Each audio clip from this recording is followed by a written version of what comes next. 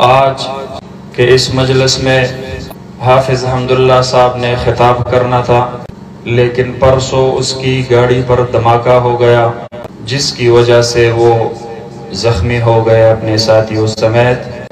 کل رات اسی وقت مولانا حسین علی صاحب نے مجھ سے رابطہ کیا۔ میں اپنے حلقے انتخاب کے کچھ مصروفیت میں تھا۔ انہوں نے بات ایسی کر دی کہ کہیں ہمارا دشمن یہ نہ سمجھے کہ ختم نبوت کے پروانے ڈر گئے، دھماکوں سے ڈر گئے، اپنی قیادت کے زخمی ہونے یا شہید ہونے سے دوسری قیادت نے جلسوں میں شرکت چھوڑ دی۔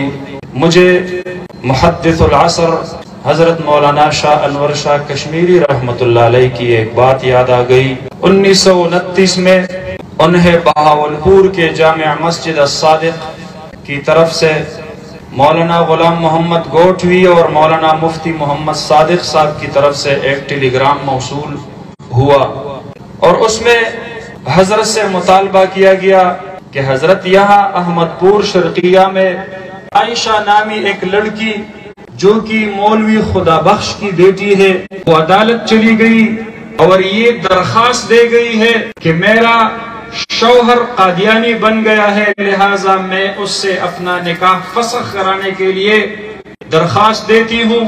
اب عدالت نے اس پر ٹرائل شروع کیا ہے، کس بنا پر شوہر اور بیوی کے درمیان ہم فسخ نکاح کرا سکیں گے، دلائل چاہیے۔ حضرت بہاولپور کے سارے علماء نے اکٹھے ہو کے فیصلہ کیا ہے کہ عدالت کا سامنا کرنے کے لیے اور ختم نبوت کی وکالت کے لیے محدث العصر مولانا انور شاہ کشمیری رحمت اللہ علیہ تشریف لائیں گے، ختم نبوت کی وکالت کریں گے، قادیانیت کا مقابلہ کریں گے۔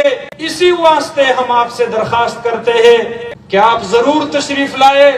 مولانا انور شاہ کشمیری رحمت اللہ علیہ فرماتے ہیں کہ خونی بواسیر کی تکلیف کی وجہ سے میری آدھی جان چلی گئی تھی، ڈاکٹروں نے مجھے منع کیا تھا کہ آپ نے سفر بالکل نہیں کرنا ہے، آگے مجھے حج پہ بھی جانا تھا، اس لیے احتیاط زیادہ ضروری تھی۔ دل میں سوچنے لگا کہ انور شاہ، یا کوئی ایسا عمل آپ کی پوری زندگی میں ہے جس کو روز محشر کے دن اللہ رب العالمین کے سامنے آپ رکھ کے اپنی جان چھڑا سکیں گے؟ میں نے اپنی پوری پچھلی زندگی پہ نظر دوڑائی، مجھے انور شاہ کو اپنا کوئی ایسا عمل نظر نہیں آیا جس پر میں روز محشر اپنی آپ کو چھڑا سکوں۔ میں سوچنے لگا انور شاہ جاؤ، نبوت کی چوکیداری کرو، رستے میں موت آ جائے، اس سے خوش قسمتی کی اور کیا موت ہو سکتی ہے جو گنبد خضرا کی پہراداری میں آ جائے۔ فرماتے ہیں پھر دل میں خیال آیا کہ اگر مقدمے کی سماعت لمبی ہو گئی، بیچ میں حج کے دن آ گئے، تو پھر کیا کروں گا؟ میں نے تو سفر کا سامان تیار کیا ہے، حج بیت اللہ پہ جانا ہے۔